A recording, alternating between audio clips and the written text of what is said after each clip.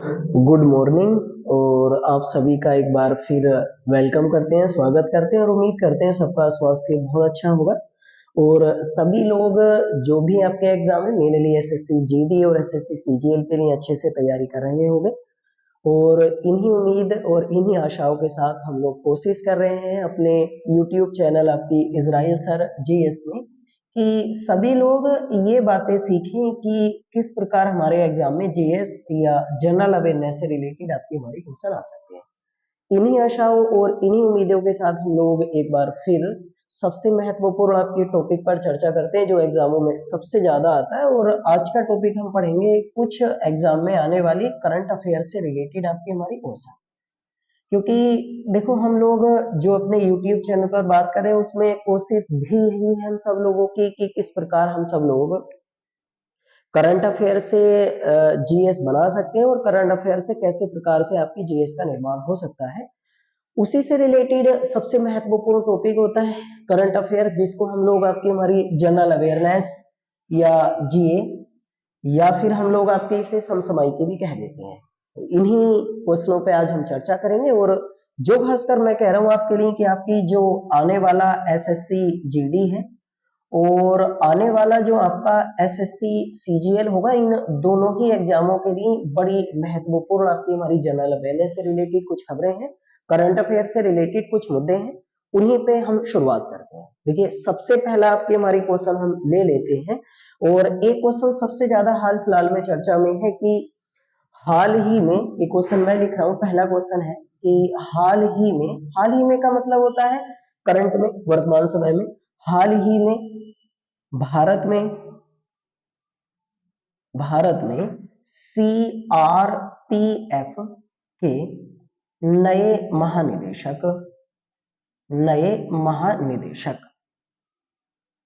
महानिदेशक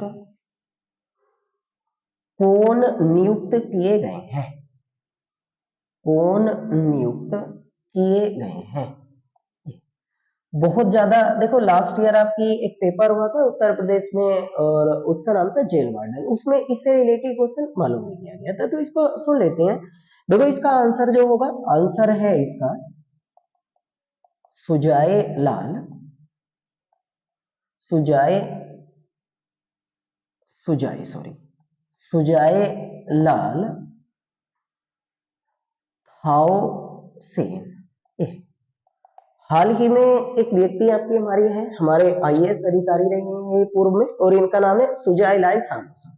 सुजाए लाल थाउसेन जो है, इन्होंने कुलदीप सिंह का स्थान लिया है, यानी इनसे पहले कुलदीप सिंह इस अर्धसैनिक बल, ये जो हमारे भारत में पुलिस फोर्स होती है, इसके अध्यक्ष हुआ करते थे।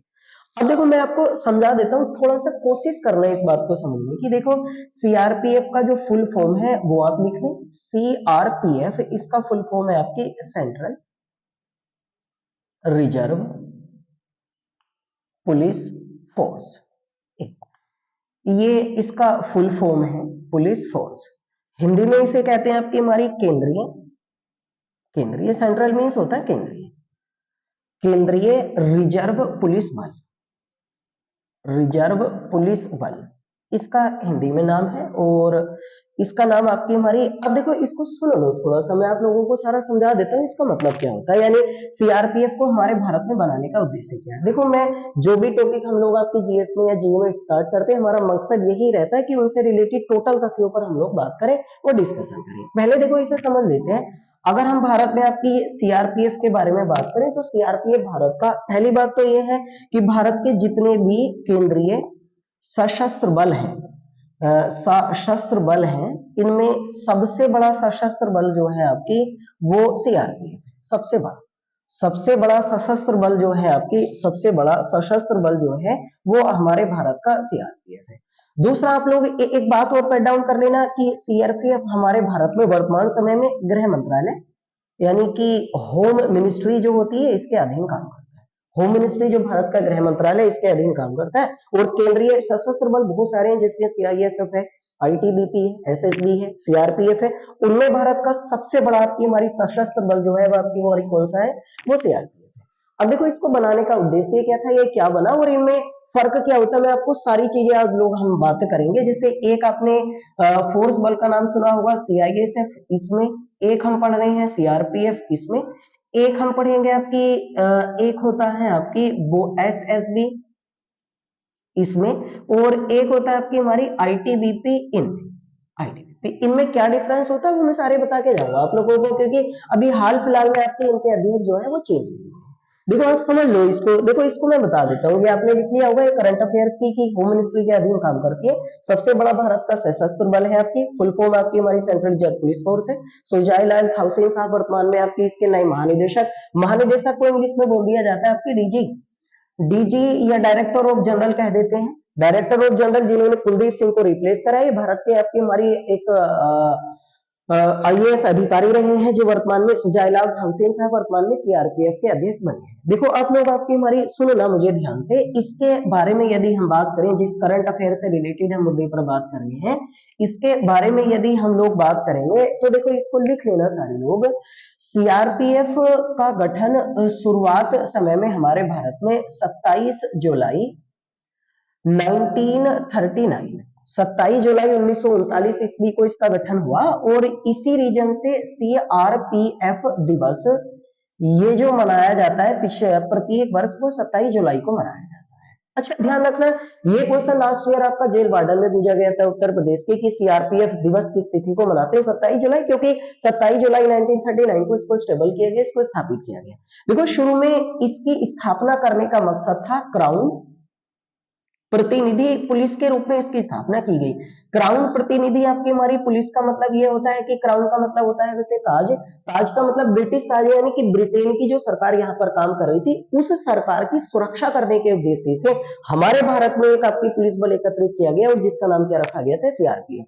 लेकिन वर्तमान समय में आपकी हमारी क्या हुआ, जब हम लोग फ्री हुए, आजाद हुए, जब हम लोग इंडिपेंडेंट हो गए थे, उसके बाद क्या हुआ था, 28 दिसंबर 1949, 28 दिसंबर 1949 ईस्वी को सीआरपीएफ अधिनियम हमारे भारत में पारित किया गया। एक एक्ट है, अधिनियम, हमने एक क्लास बना रखी है आपकी हमारी कॉन्स्टिट्यूशन पर, वहां जाके आप अधिनियम को समझ सकते हैं। 28 दिसंबर 1949 को सीआरपीएफ अधिनियम हमारे भारत में स्वतंत्रता के बाद पारित किया गया, और अब उसके बाद आपकी इस क्राउन प्रतिनिधि पुलिस का नाम चेंज करके आपकी हमारी क्या रखा गया था, सीआरपीएफ रखा गया। तो सीआरपीएफ का नाम सीआरपीएफ पहली बार जो पढ़ा है वो कब पढ़ा, 28 दिसंबर 1949 ईस्वी को गठन लेकिन अगर पूछा जाता है तो यहाँ, लेकिन शुरुआत में इसका नाम क्या रखा गया था, क्राउन प्रतिनिधि पुलिस।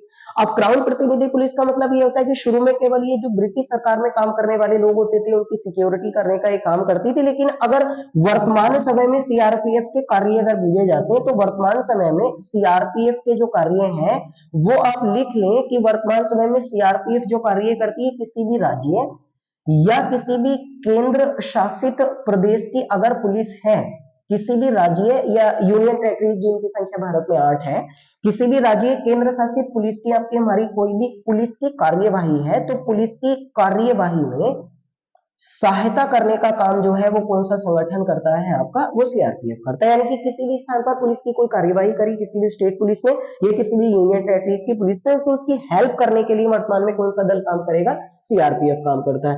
वर्तमान में इसके अगर कार्य देखें तो अगर भारत में किसी भी राज्य में कानून व्यवस्था को सही तरीके से आपकी लागू करने में भी कौन सा दल हमारे भारत में मदद करता है, तो भी सीआरपीएफ करता है।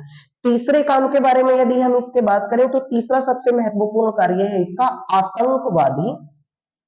आतंकवादी जो आपकी रोधी गतिविधियां होती हैं, उन आतंकवादी रोधी गतिविधियों में आपकी हमारी भारत सरकार का हेल्प करने का कार्य जो है वो कौन से आपकी हमारी बल द्वारा किया जाता है, सीआरपीएफ। तो वर्तमान में 3 प्रमुख इसके कार्य हैं कि किसी भी राज्य केंद्र शासित पुलिस की अगर उसके द्वारा कोई भी कार्यवाही एक्टिविटी की जाती है तो उसकी हेल्प करता है। दूसरा, अगर भारत में किसी भी स्थान पर कानून व्यवस्था को लागू करने की अगर आपकी हमारी बारी आती है कि वहां लागू नहीं होने दिया जा रहा है, तब जिस पुलिस फोर्स का या पुलिस बल का इस्तेमाल किया जाता है वो सीआरपीएफ है। तीसरा इसका काम होता है आतंकवादी रोधी आपकी हमारी जो गतिविधियां होती हैं उनको रोकथाम करने में, उनको रोकने के लिए आपकी कौन सा बल काम करता है, सीआरपीएफ। और इसके वर्तमान में अभी अध्यक्ष जो है वो सुजाईलाल थाउले साहब को आपकी हमारी थाउसेन साहब को नियुक्त किया गया, जिन्होंने कुलदीप सिंह को रिप्लेस करा। 27 जुलाई 1939 को स्थापना हुई, लेकिन उस समय इसका नाम क्राउन प्रतिनिधि पुलिस रखा गया।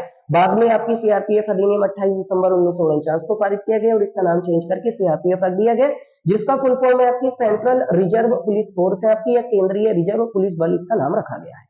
अगले क्वेश्चन पर हम लोग बात कर लेते हैं। अगला क्वेश्चन भी इसी से रिलेटेड है, इसी से आपकी हमारी जुड़ी हुई ये खबर है और इससे महत्वपूर्ण आपकी हमारी खबर पर बात कर लेते हैं। अगला दूसरे नंबर का क्वेश्चन है, हाल ही में भारत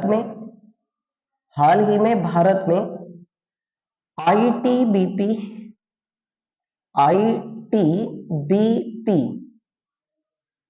के नए महानिदेशक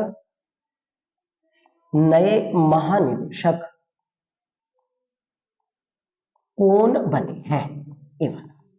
नए महानिदेशक आपके हमारी कौन बने हैं आईटीबीपी के? तो उनका नाम लिखें पहले। इसका आंसर होगा आपका अनीश दयाल सिंह। अनीश दयाल सिंह जो है ये वर्तमान समय में आईटीबीपी के आपके हमारे नए महानिदेशक बने हैं, डायरेक्टर ऑफ जनरल।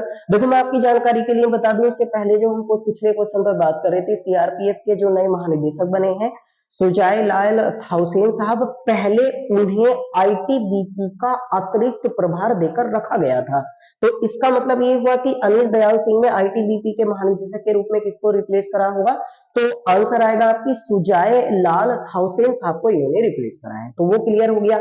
अब देखो इसके बारे में चर्चा कर लेते हैं। आईटीबीपी की यदि हम स्थापना करें तो आईटीबीपी की स्थापना हुई है 24 अक्टूबर 1962, यानी 24 अक्टूबर 1962 ईस्वी को स्थापना हुई और इसीलिए भारत में आईटीबीपी दिवस जो मनाया जाता है वो मनाया जाता है प्रति वर्ष आपकी 24 अक्टूबर को।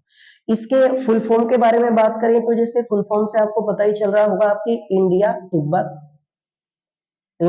Tibet border police, border police आपकी इसका फुल फॉर्म है इंग्लिश में। और हिंदी में बात करें तो भारत तिब्बत सीमा पुलिस। बॉर्डर मीन्स आपकी सीमा होती है और पुलिस मीन्स आपकी हमारी पुलिस होगा, ये इसका हिंदी में नाम रखा गया। मैं थोड़ा सा इसके बारे में वर्तमान में आप लोगों को आपकी हमारी इतिहास बता देता हूँ इसका।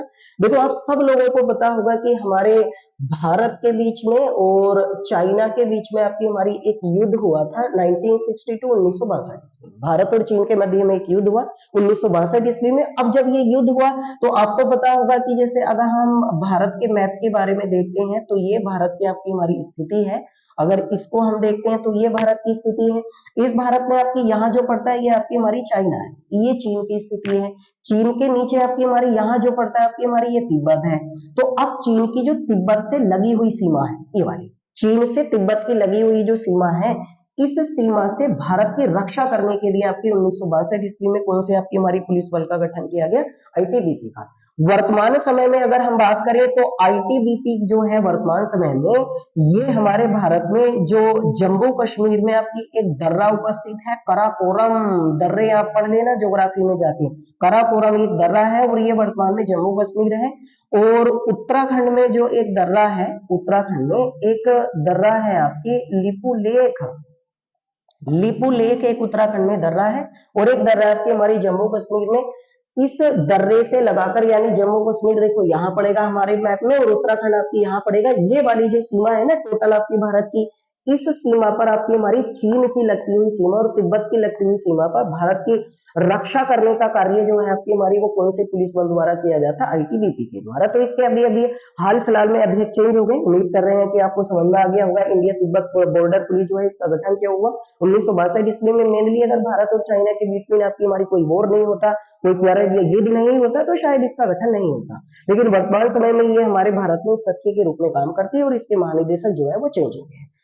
मैं आपकी जानकारी के लिए आपकी हमारी बता दूं कि आईटीबीपी जो होती है आपकी हमारी ये संस्था भी हमारे भारत में गृह मंत्रालय के अधीन काम करती है। ये जरूर याद रखना। आपकी हमारी होम मिनिस्ट्री जो होती है इसी के अधीन आपकी आईटीबीपी संस्था काम करती है। ये सबसे ज्यादा क्वेश्चन पूछे जा रहे हैं आजकल कि कौन सा डिपार्टमेंट किस मिनिस्ट्री के आपकी हमारी अधीन काम करता है, तो उसको आप लोग थोड़ा सा ध्यान से मेमोराइज करें और याद रखें। अगले क्वेश्चन पर हम लोग बात कर लेते हैं। अगले क्वेश्चन पर अगर हम बात करें तो वर्तमान समय में अगला क्वेश्चन है हमारे भारत में करंट अफेयर से रिलेटेड आपकी हमारी क्वेश्चन है कि अभी हाल ही में अभी हाल ही में सीआईएसएफ के नए महानिदेशक आपके कौन बने हैं? तो इसका आंसर होगा आपका शील वर्धन सिंह। शील वर्धन सिंह जो है ये वर्तमान समय में आपके हमारी सीआईएसएफ के महानिदेशक बने हैं। और आपकी जानकारी के लिए बता दें कि सीआईएसएफ जो है ये भी वर्तमान में हमारे भारत के गृह मंत्रालय के अधीन काम करती है। और इस संस्था के बारे में अगर हम बात करें तो इस संस्था की स्थापना 10 मार्च 1969 को हुई है। और इसीलिए हमारे भारत में सीआईएसएफ दिवस जो है वो प्रत्येक वर्ष आपकी 10 मार्च को मनाया जाता है। ये थोड़ा सा आप ऐड डाउन कर लें, होम मिनिस्ट्री के अधीन काम करती है।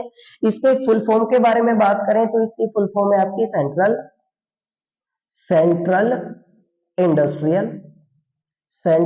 Industrial security force. Security force. अब आपको जैसे नाम से पता ही चल रहा होगा, जैसे इसके नाम से पता चल रहा होगा, देखो हिंदी में इसको सेंट्रल का मतलब होता है केंद्रीय, इंडस्ट्रियल का मतलब होता है औद्योगिक, और सिक्योरिटी का मतलब होता है सुरक्षा, और फोर्स मीन्स होता है बल, यानी कि केंद्रीय औद्योगिक सुरक्षा बल। जैसे नाम से आपको पता चला होगा कि हमारे भारत में जितने भी व्यावसायिक क्षेत्र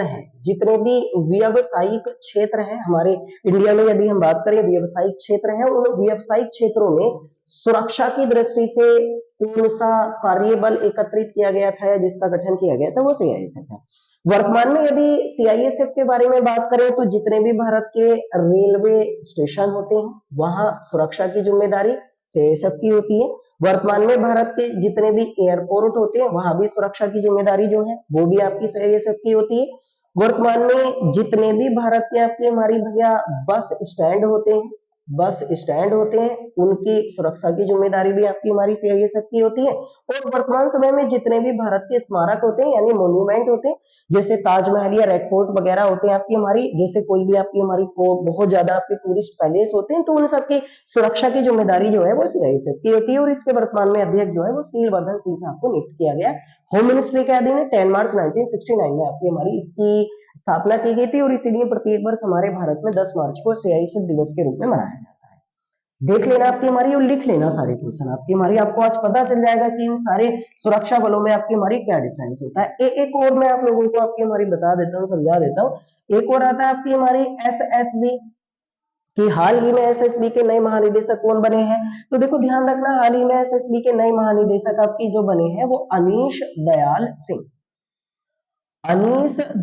सिंह जो है, जो अभी अभी हम बात कर रहे थे कि ये साथ ही साथ आईटीबीपी के महानिदेशक भी हैं। अब आप इसे ध्यान से सुनना, अनीश दयाल सिंह को एसएसबी के अतिरिक्त महानिदेशक का कार्यभार दिया गया है। अतिरिक्त महानिदेशक यानी कि इसका मतलब ये हुआ कि अनीश दयाल सिंह जी के पास आपकी हमारी 2 एजेंसी और 2 सुरक्षा बलों की आपकी रेस्पॉन्सिबिलिटी होगी, जिम्मेदारी। आईटीबीपी के तो पूर्व महानिदेशक होंगे और एसएसबी के अतिरिक्त महानिदेशक का मतलब होता है कि आपकी जब तक पूर्ण रूप से कोई व्यक्ति अध्यक्ष के रूप में नहीं मिल जाता तब तक उसको अस्थायी रूप से उस पद को संभालने वाले व्यक्ति को क्या बोला जाता है, आपकी अतिरिक्त आपकी हमारी एक्सटर्नल आपकी हमारी डीजी कह दिया जाता है महानिदेशक, और वो भी अनीश दयाल सिंह।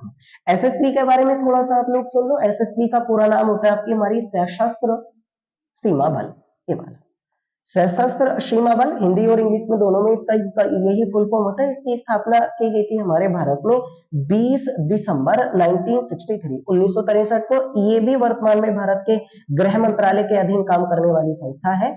और इसमें अगर वर्तमान में देखो, इसका भी स्थापना का जो मकसद रहा था, जैसे मैं अभी बता रहा था, आईटीबीपी और एसएसबी, ये जब हमारे भारत में 1962 ईस्वी में बिटवीन आपकी इंडिया एंड चाइना, भारत और चीन के बीच में आपकी एक युद्ध हुआ, भारत और चीन के बीच में, तो उस युद्ध के तहत आपकी भारत की रक्षा करने के लिए, और ऐसा कोई भी आने वाले समय में कोई भी युद्ध ना हो, उसी मकसद से आपकी हमारी किसकी स्थापना की गई थी, एसएसबी की। वर्तमान समय में यदि हम काम करें, वर्तमान समय में यदि हम बात करें तो एसएसबी के जो वर्तमान समय में आपकी हमारी काम है, वर्तमान समय में एसएसबी मेनली जो काम करता है वो काम करता है विदेश खुफिया एजेंसी।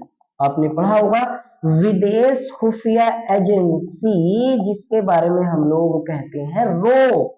जिसका फुल फॉर्म है रिसर्च एंड एनालिसिस विंग। हमने अपने YouTube channel Israel sir GS पर एक पूरी क्लास आपकी रो, आईबी, सीबीआई वगैरह के बारे में, आपकी सीबीसी वगैरह के बारे में हमने पूरी एक क्लास डाल रखी है, वहां देख लेना कि रो एक ऐसी भारत की आपकी खुफिया एजेंसी होती है जो भारत से बाहर रहकर ऐसे व्यक्तियों पर निगरानी रखने का काम करती है जो भारत के खिलाफ साजिश रचने की कोशिश तो नहीं कर रहे हैं। तो रो को एक तरीके से, जो भारत की विदेशी खुफिया एजेंसी है, रो को सशस्त्र सुरक्षा, सशस्त्र सुरक्षा आपकी हमारी प्रदान करने का कार्य जो है वो कौन से आपकी हमारी बल द्वारा किया जाता है, वो एसएसबी के द्वारा किया जाता है। तो मेनली काम तो आपकी हमारी इस एसएसबी का यही होगा। उसके बाद अगर भारत में वर्तमान में बात करें तो एसएसबी का वर्तमान में काम ये है कि जो भी हमारी भारतीय सीमा के अंदर व्यक्ति रह रहे हैं, उन सभी भारतीय सीमा के अंदर रहने वाले व्यक्तियों में देश भावना के प्रति आपकी जागरूकता पैदा करने का कार्य भी आपकी कौन से सुरक्षा बल द्वारा किया जाता है, एसएसबी के द्वारा किया जाता है। तो देखो 4 सुरक्षा बल थे, एक आपके आईटीबीपी के बारे में हमने पढ़ा, सीआईएसएफ के बारे में हमने पढ़ा है, एसएसबी के बारे में हमने पढ़ा, और ऐसा हमने आपकी हमारी इससे पहले हम सीआरपीएफ के बारे में बात करें, सबके अध्यक्ष चेंज हो गए। और मेनली हमने देखो इस टॉपिक में सबसे अच्छे तरीके से बात ये करी कि किस प्रकार हम लोग आपकी हमारी ये बता सकते हैं कि एसएसबी, आईटीबीपी, सीआईएसएफ और सीआरपीएफ में आपकी क्या डिफरेंस होता है। याद जरूर रखना सबके दिवस के बारे में। और 20 दिसंबर 1963 को इसकी स्थापना होने के कारण हमारे भारत में एसएसबी दिवस के रूप में आपकी हमारी प्रत्येक वर्ष आपकी हमारी जो मनाया जाता है वो आपकी 20 दिसंबर को मना लेते हैं। आपकी सारी की सारी आपकी हमारी जो दल हमने बात करें सारी आपकी होम मिनिस्ट्री के अधीन काम करती है, सबका हेडक्वार्टर नई दिल्ली में रखा गया है, सबके महानिदेशक अलग अलग रूप में आपकी हमारी काम करते हैं। अगले अच्छे आपकी हमारी करंट अफेयर से रिलेटेड आपकी हमारी क्वेश्चन पर बात कर लेते हैं। अगला क्वेश्चन है कि हमारे भारत में हाल ही में, मैं आप सब लोगों को आपकी हमारी बता देता हूं कि हमारे भारत में आपकी हमारी हाल ही में भारत में हाल ही में भारत में रक्षा सचिव कौन नियुक्त किए गए हैं? देखो इसको ध्यान से सुनना। आपके रक्षा सचिव का मतलब होता है डिफेंस सेक्रेटरी। मैं आप लोगों को आपकी कॉन्स्टिट्यूशन में एक पूरी क्लास देंगे। देखो इतना जरूर याद रखना, किसी भी भारत में किसी भी मंत्रालय का अगर कोई भी सचिव होता है, किसी भी मंत्रालय का कोई भी व्यक्ति अगर सचिव है, तो सचिव बनने की आपकी गारंटी होती है कि वो भारत में आपकी सिविल सेवा का अधिकारी हो। सिविल सेवा का अधिकारी ही हमारे भारत में किसी भी मिनिस्ट्री में, किसी भी मंत्रालय के अंतर्गत सेक्रेटरी या सचिव बन सकता है। सिविल सेवा का मतलब ये होता है कि वो आपकी हमारी यूपीएससी का एग्जाम आपकी उसने क्वालिफाई कर रखा हो, वो या तो हमारे भारत में आईएएस अधिकारी रहा हो या किसी भी राज्य के अंतर्गत आपकी पीसीएस सेवा में उसने आपके कार्य करा हो। तो ऐसा ही व्यक्ति हमारे भारत में किसी भी मिनिस्ट्री के अंतर्गत आपकी सचिव बन सकता है। एक बात जरूर लिख लेना, आगे पढ़ेंगे हम लोग आपकी। अगर क्वेश्चन पूछा जाता है कि हमारे भारत में सर्वोच्च शासकीय अधिकारी कौन सा होता है, सर्वोच्च शासकीय अधिकारी आपकी कौन सा होता है, या तो ये क्वेश्चन पूछा जाता है, या अगर क्वेश्चन पूछा जाता है भारत में सर्वोच्च प्रशासनिक अधिकारी कौन सा होता है, तो सर्वोच्च शासनिक या प्रशासनिक अधिकारी जो होता है वो होते हैं आपकी हमारी मंत्रिमंडलीय सचिव होते हैं। मंत्रिमंडलीय आपकी हमारी जो सचिव होते हैं ये भारत के सबसे बड़े अधिकारी होते हैं, यानी ऐसे कह सकते हैं कि इनकी पावर होती है वो बहुत ज्यादा। भारत में सबसे बड़ा कोई भी व्यक्ति अगर नौकरी मैन होता है, कोई भी व्यक्ति सबसे बड़ा सर्विस मैन होता है, जो सबसे बड़ा आपकी भारत सरकार के अंतर्गत एग्जीक्यूटिव के रूप में काम करता है, वो मंत्रिमंडलीय सचिव होते हैं। और मंत्रिमंडलीय सचिव में अलग अलग मंत्रालय के अलग अलग सेक्रेटरी होते हैं। अब देखो ये वाली बात आपको हमारी पता है कि सेक्रेटरी या सचिव हमेशा केवल वही व्यक्ति बन सकता है जो सिविल सेवा यूपीएससी या किसी भी राज्य में आपकी हमारी पीएससी की परीक्षा उसके द्वारा आपकी क्रैक की गई हो, पास की गई हो, आईएएस या पीसीएस अधिकारी या यूपीएससी का कोई भी अदर कैटेगरी का अगर वो आपकी अधिकारी रहा है, आईएफएस या कोई भी आईसीएस वगैरह आपके अधिकारी रहा है, तो वही सेक्रेटरी बन सकते हैं। और ये भारत में जो भी मंत्रिमंडल सचिव होते हैं वो सर्वोच्च प्रशासनिक अधिकारी होते हैं, इसको जरूर ध्यान रखना। अब अपने करंट अफेयर्स के कुछ क्वेश्चन पर आ जाते हैं, मुद्दे पर। देखो ध्यान रखना, जो मैं क्वेश्चन बताता हूँ ये सारे आपके एग्जामों में आए हुए थे। हमारे भारत के अभी अभी आपकी हमारी जो रक्षा सचिव बने हैं वो है आपकी गिरिधर अरमानी। गिरिधर अरमानी हमारे भारत के बने, इन्होंने अजय कुमार को रिप्लेस करा है। यानी इनसे पहले हमारे भारत के रक्षा सचिव जो होते थे आपकी हमारी, वो कौन हुआ करते थे, अजय कुमार, और उनको रिप्लेस करके गिरिधर अरमानी जो है ये वर्तमान में भारत के नए रक्षा सचिव बने हैं। जैसे वर्तमान में भारत के रक्षा मंत्री राजनाथ सिंह है, और उस मंत्रालय के अधीन रक्षा मंत्री के आपकी बराबर होदा रखने वाला जो भारत का सबसे बड़ा आपकी हमारी जो ऑफिसर होता है, जो अधिकारी होता है, उसको क्या कह देते हैं, रक्षा सचिव कह देते हैं। उम्मीद करते हैं कि सब लोगों की आपकी सेक्रेटरी या सचिव समझ में आ गया होगा। यानी किसी भी मिनिस्ट्री के अंतर्गत जो मंत्री के आपकी हमारी तहत होदा रखने वाला, जो उसके तहत पोस्ट या पावर रखने वाला जो सबसे बड़ा व्यक्ति होता है, वो कौन होता है, आपकी हमारी सचिव होता है। और किसी भी मंत्रालय में किसी भी मंत्री को सजेशन करने वाला, उस व्यक्ति को आपकी सजेस्ट करने वाला, उसको परामर्श देने वाला जो व्यक्ति होता है, वो उस मंत्रालय का सचिव कहलाता है। अगर रक्षा मंत्री को आपकी सलाहकार या रक्षा मंत्री के आपकी हमारी परामर्श देगा तो वो रक्षा मंत्री का सचिव होगा। वित्त मंत्रालय में तो वित्त मंत्री का आपकी हमारी सचिव होगा। अब आप ऐसा करें, आपकी हमारी ये लिख लें, तो रक्षा सचिव हमारे भारत में गिरिधर अरमानी बने, अजय कुमार साहब को रिप्लेस कराया, और वर्तमान में भारत के रक्षा मंत्री राजनाथ सिंह है। सब जानकारी के लिए मैं बता दूं, हमारे भारत के वर्तमान में रक्षा मंत्री जो है ये है आपकी हमारी राजनाथ सिंह है। और भारत के सबसे पहले सबसे पहले भारत के रक्षा मंत्री आपकी हमारी बने थे बलदेव सिंह, आपको याद होगा। इसे आप लोग थोड़ा सा बैक डाउन कर ले, लिख लें, क्योंकि ये क्वेश्चन बहुत ज्यादा आता है। कुछ और क्वेश्चनों पर हम बात कर लेते हैं, आपकी याद होगा। अगर हम भारत में देखें तो एक क्वेश्चन और इस समय आपकी हमारी चर्चा में अगर क्वेश्चन पूछा जाता है कि हाल ही में भारत के गृह सचिव कौन बने हैं, तो ध्यान से सुनना, आपके हमारे भारत के गृह सचिव आपके अजय कुमार भल्ला है। अजय कुमार भल्ला जी ही वर्तमान में भारत के आपकी हमारी गृह सचिव हैं, और इनसे पहले यही थे, क्योंकि इनका कार्यकाल आपकी 2022 तक था, लेकिन इनका कार्यकाल आपकी 1 वर्ष के लिए बढ़ा दिया गया, और अब इनका कार्यकाल अगस्त 2023 ईस्वी तक इनका कार्यकाल हमारे भारत के होम सेक्रेटरी के रूप में होगा या गृह सचिव के रूप में होगा, और ये भारत के आपकी गृह मंत्रालय में आपकी सबसे बड़े ऑफिसर्स के रूप में आपकी काम करेंगे। अब गृह सचिव अजय कुमार भल्ला जी बने 2022 ईस्वी में, आपकी इनका कार्यकाल खत्म हो रहा था, लेकिन 1 साल का सेवा विस्तार भारतीय सरकार के द्वारा दे दिया गया है। कुछ और सचिव हैं जो मैं आप लोगों को बता देता हूं, अभी हाल फिलहाल में आपकी हमारी भारत के, आप सब लोगों की जानकारी के लिए बता दें आप लोगों को कि वर्तमान में गृह मंत्री जो है भारत के, वो सभी को पता है, अमित शाह जी हैं। और भारत के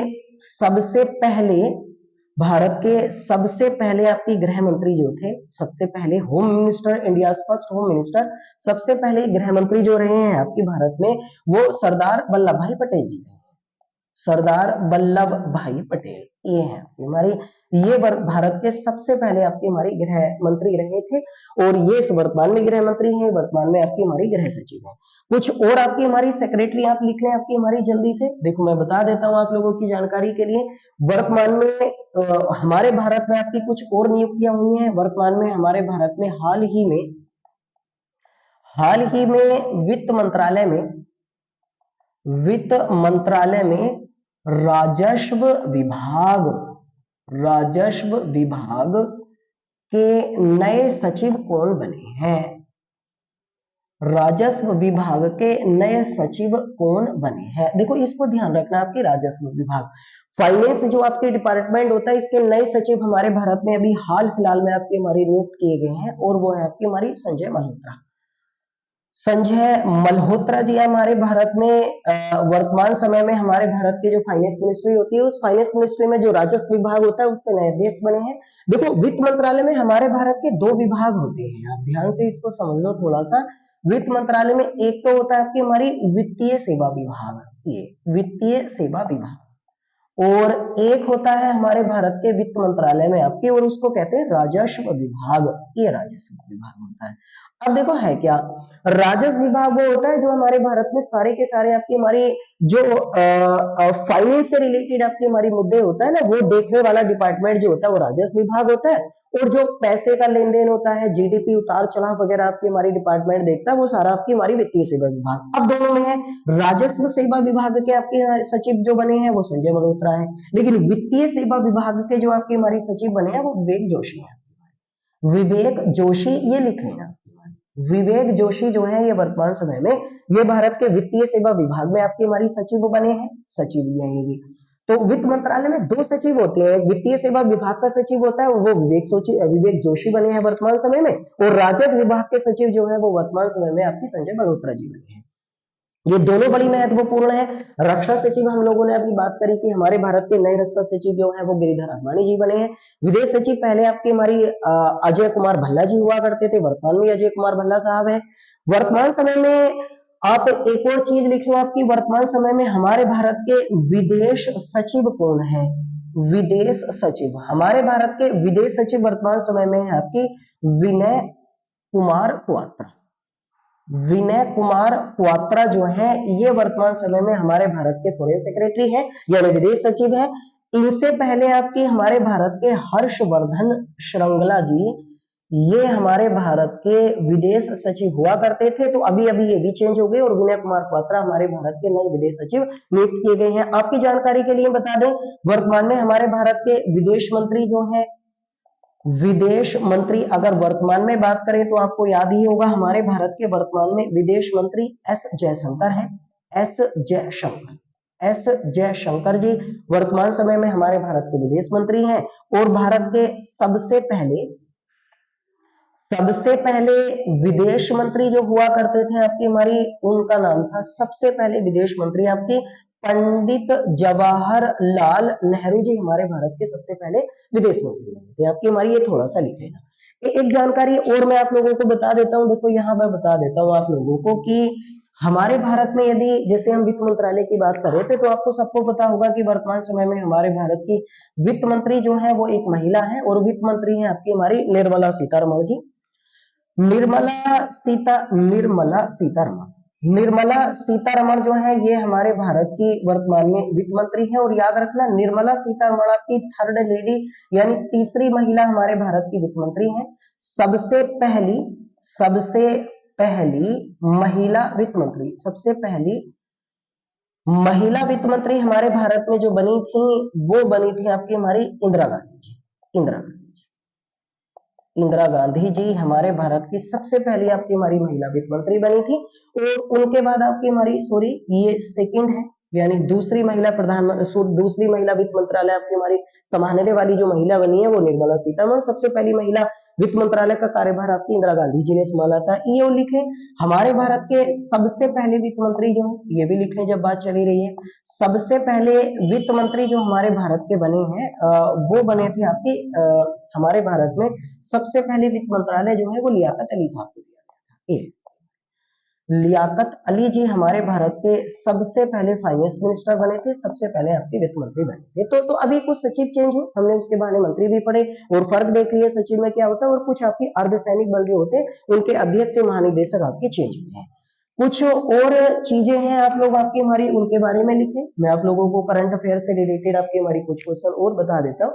देखो एक क्वेश्चन आपकी हमारी ये आता है कि हमारे भारत में अभी अभी एम्स के बारे में आपको पता होगा। देखो इसके एम्स के नए महानिदेशक जो बने हैं, एम्स के नए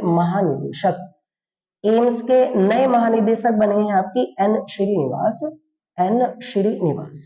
ये एम्स के आपके हमारी नए महानिदेशक बने हैं। एम्स का मतलब आपकी हमारी ये होता है, देखो all India institute of medical science, ये इसका आपकी हमारी फुल फॉर्म है। ऑल इंडिया का मतलब होता है आपकी अखिल भारतीय आयुर्विज्ञान, हिंदी में इसको पढ़ा जाएगा आयुर्विज्ञान संस्थान, है ना। अखिल भारतीय आयुर्विज्ञान संस्थान है, यानी कि ऐसे करके मान लो कि भारत में आपकी सरकार की निगरानी में सबसे बड़ा जो मेडिकल आपकी हमारी इंस्टीट्यूट है, सबसे बड़ा मेडिकल आपकी हमारी जो डिपार्टमेंट है वो एम्स है। और एम्स जो है आपकी हमारी इसके नए महानिदेशक एन श्रीनिवास बने हैं। इनसे पहले एम्स के आपकी हमारी महानिदेशक हुआ करते थे आपकी रणदीप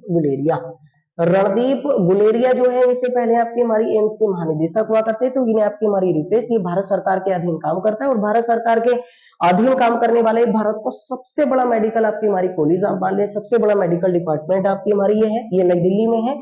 इस एम्स की स्थापना के बारे में बात करें तो एम्स की स्थापना 1956 में हुई है। और इसका जो मुख्यालय है रखा गया है आपकी, वो हमारे भारत की नेशनल कैपिटल है आपकी नई दिल्ली में इसका मुख्यालय है।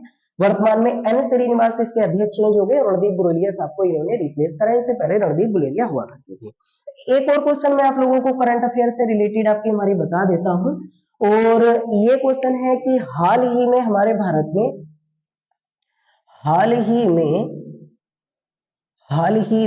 भारत में ICMR के नए अध्यक्ष कौन बने हैं?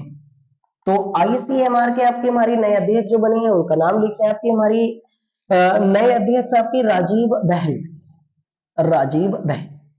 इन्होंने बलराम भार्गव साहब का स्थान लिया है, बलराम भार्गव जी। इनसे पहले बलराम भार्गव साहब आपके आईसीएमआर के बारे में समझ लें। इसका पूरा नाम है आईसीएमआर के बारे में यदि हम बात करें तो इसका पूरा नाम है आपकी हमारी इंडिया काउंसिल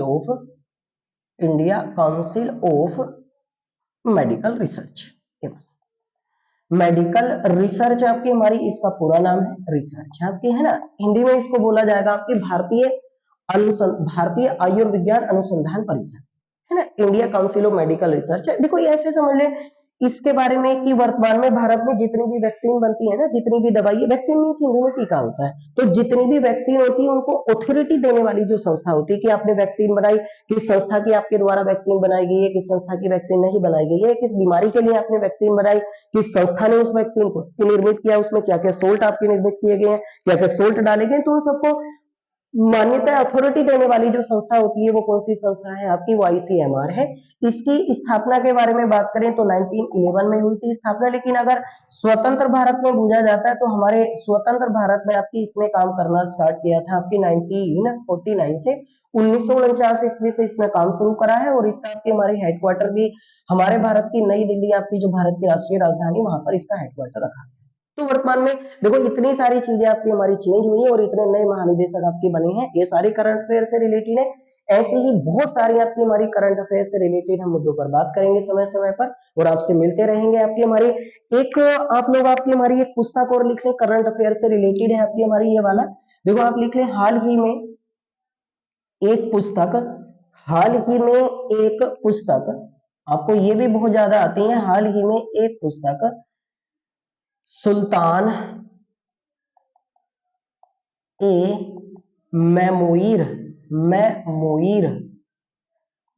हाल ही में एक पुस्तक सुल्तान ए मेमोईर किसके द्वारा लिखी गई है? ये मेरे हिसाब से सबसे महत्वपूर्ण एक क्वेश्चन है।